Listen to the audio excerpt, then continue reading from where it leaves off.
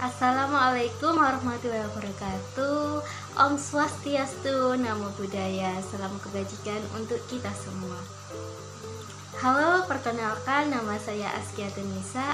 Saya adalah mahasiswi PPG Prajabatan Gelombang 1 tahun 2024 di Universitas Wijaya Kusuma dengan jurusan Bahasa Indonesia. Saya di sini akan membahas mengenai kampanye praktik baik yang telah saya lakukan di SMPN 3 Surabaya. Baik, jadi di sini saya akan membahas tiga bukan dua tapi tiga aspek. Yang pertama adalah mengenai ringkasan intervensi terkait penerapan scaffolding pada CPD. Kemudian yang kedua adalah saya akan membahas mengenai hasil yang dicapai terkait dengan penerapan scaffolding pada CPD. Dan yang ketiga atau yang terakhir, saya akan membahas mengenai pembelajaran dan juga replikasi terkait dengan penerapan scaffolding pada CPD.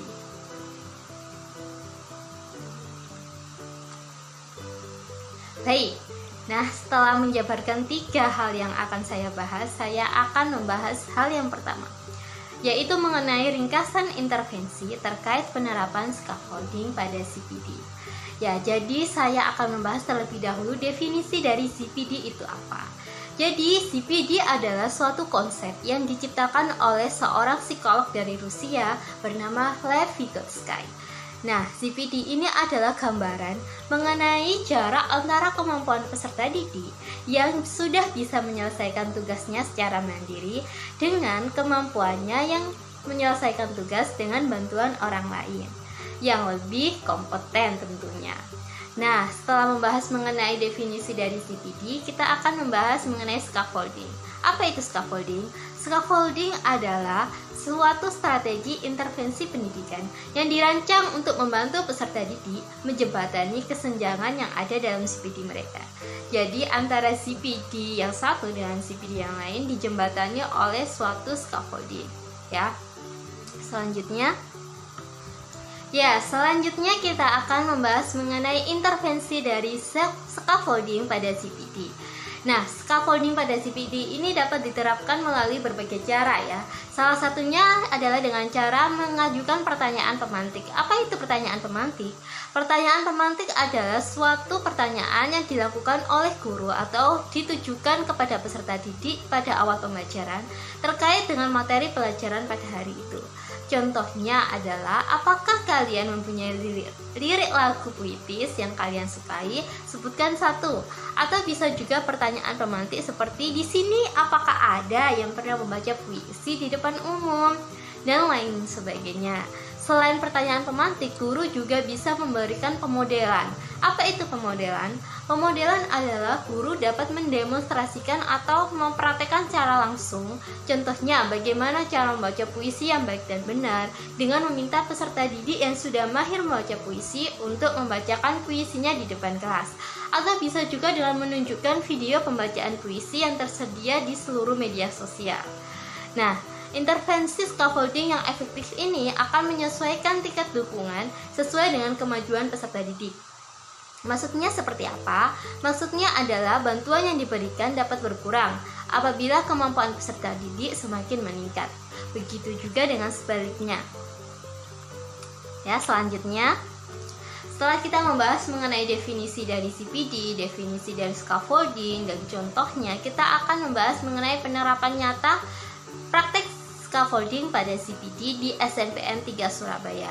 Nah, hal ini sudah diterapkan oleh guru pamong saya, yaitu Bu Kiat, di kelas 8A, 8B, 8C, dan juga 8D pada mata pelajaran Bahasa Indonesia. Pada saat itu, Bu Kiat menerapkan scaffolding pada CPD di materi ajar puisi, di mana peserta didik itu diharapkan mampu menciptakan puisinya sendiri. Nah, berdasarkan 4 tahapan CPD yang sudah dikemukakan oleh Tart and Gallimore dalam Suar Dipa pada tahun 2020 halaman 84. Bu Kiat menerapkan beberapa atau 4 tahapan tersebut dengan baik dan juga runut sesuai urutannya. Nah, tahapan pertama adalah more dependence to other states. Jadi Bukiat membagi peserta didik menjadi beberapa kelompok secara adil. Setelah itu peserta didik diminta untuk menentukan tema puisi yang akan dibuat. Nah, tema puisi ini berdasarkan pengalaman pribadi maupun juga permasalahan menarik yang ada di lingkungan sekitar. Nah, kegiatan ini tentu dibimbing dan dibantu oleh Bukiat sendiri secara penuh dan secara menyeluruh. Setelah itu, Bukiat juga memberikan beragam alternatif tema kepada peserta didik. Contohnya tema seperti sahabat sejati, tema putus cinta, tema meraih impian, tema meraih cita-cita, tema tentang kenangan sekolah saat dulu, dan lain sebagainya. Nah, selain itu, peserta didik yang lebih mahir dibandingkan peserta didik lain dalam suatu kelompok itu juga dapat membantu memilih tema yang unik dan menarik bagi puisi mereka. Tahapan yang kedua adalah Less Dependence External Assistance Stage. Nah, di sini Bukiat memberikan tugas secara berkelompok kepada peserta didik pada kelompok yang sama tadi untuk menciptakan puisi dengan ketentuan maksimal 4 bait dengan tema yang sudah ditentukan tadi. Dalam kegiatan ini, Bukiat masih memberikan bimbingan dan bantuan, meskipun tidak menyeluruh, dengan melakukan diskusi, melakukan tanya jawab, dan lain sebagainya dalam membantu peserta didik yang masih kesulitan mengerjakan tugas tersebut. Tentu setelah 2 tahap yang sudah kita lalui, kita akan membahas 3 tahap, yaitu tahap yang ketiga adalah Internalization and Automatization Stage.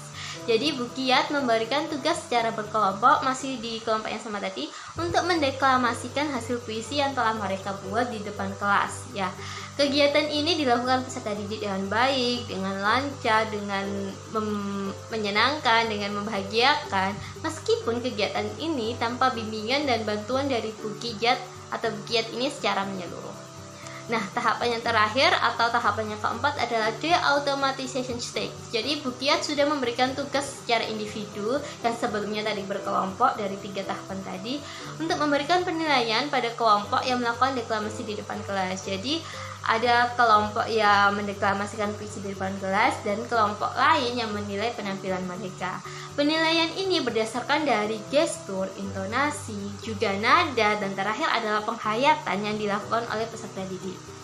Selain itu, peserta didik juga bisa memberikan saran, memberikan kritikan dengan penampilan deklamasi tersebut.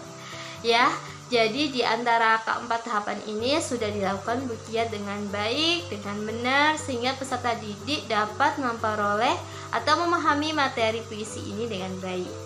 Selanjutnya, setelah kita membahas panjang lebar ya mengenai pembahasan yang pertama, kita akan membahas yang kedua lagi.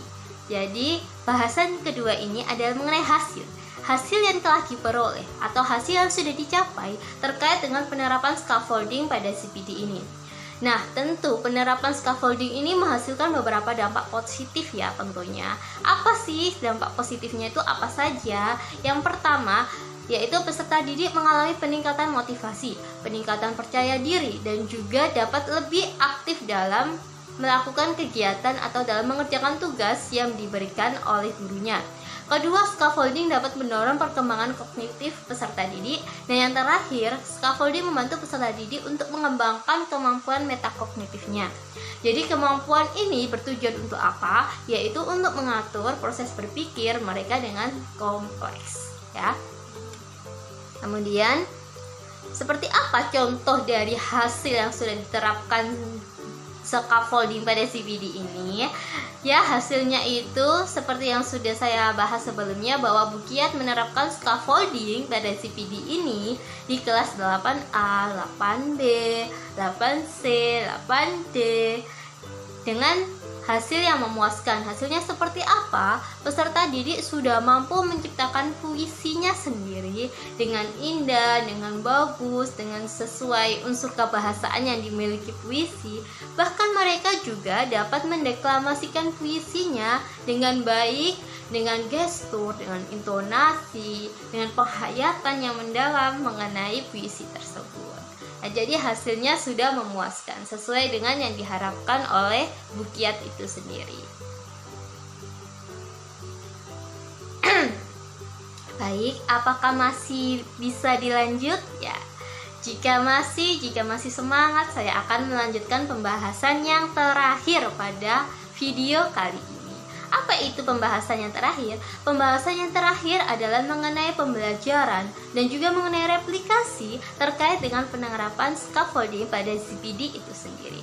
Jadi setelah kita berpanjang lebar, berputar-putar dari tadi mengenai penerapan scaffolding pada CPD, mengenai hasil yang diperoleh, sekarang kita mengenai pembelajarannya dan juga replikasi yang sudah diterapkan di SNPN 3 Surabaya tentunya.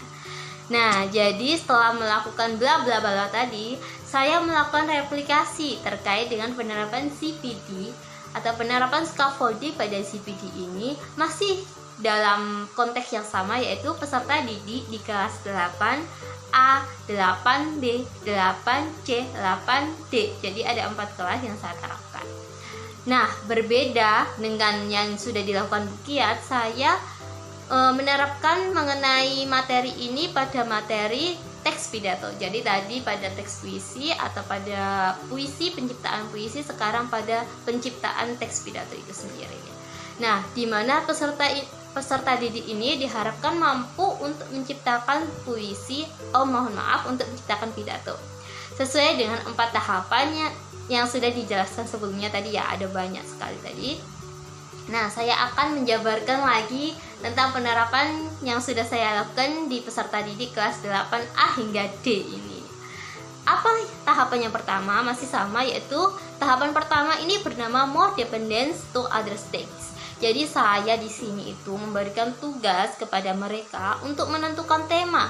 Tema yang apa? Tema yang menarik, tema yang unik, tema yang langka, tema yang kritis dalam menciptakan teks pidato. Nah, saya meminta peserta didik melakukan tugas ini itu secara berpasangan ya.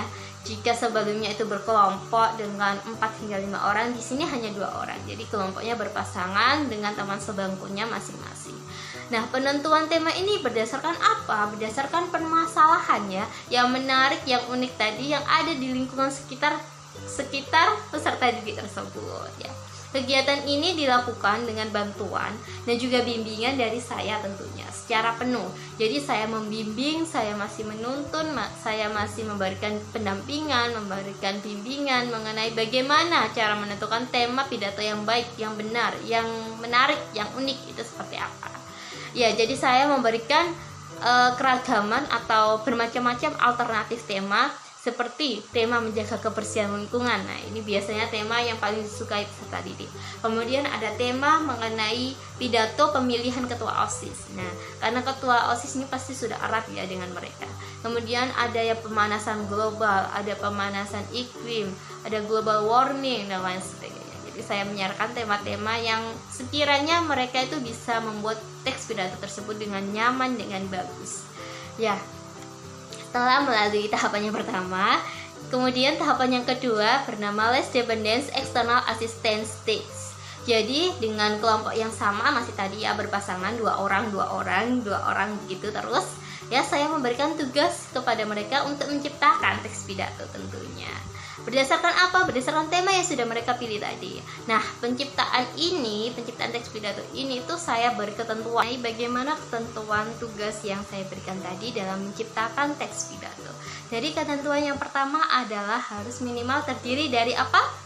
3 paragraf. Kedua, harus memuat unsur kebahasaan teks pidato. Apa saja sih kebahasaan yang ada dalam teks pidato? Ada kalimat persuasif, ada ungkapan simpati, dan lain sebagainya. Kemudian yang terakhir harus memuat struktur teks pidato, yaitu ada apa? Pendahuluan atau pembukaan, ada isi, dan terakhir ada penutup ya. Jadi ada 3. Kemudian dalam kegiatan ini saya masih memberikan bimbingan dan bantuan meskipun tidak secara menyeluruh, dengan melakukan diskusi, melakukan tanya jawab kepada kelompok yang masih kesulitan dalam mengerjakan tugas tersebut ya. Setelah membahas mengenai 2 tahapan, kita akan membahas mengenai tahapan yang ketiga, yaitu internalization and automatization stage ya. Jadi agak belibet namanya.